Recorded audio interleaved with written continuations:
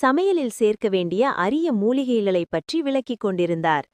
கிராம மக்கள், இளையவர்கள் மற்றும் முதியவர்கள் என அனைவரும் அந்த அற்புத நிகழ்வைக் காண ஆவலுடன் கூடியிருந்தனர்.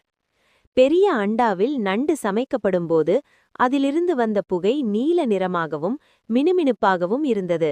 அந்த வாசனை ஊர் முழுவதையும் கட்டிப்போட்டது.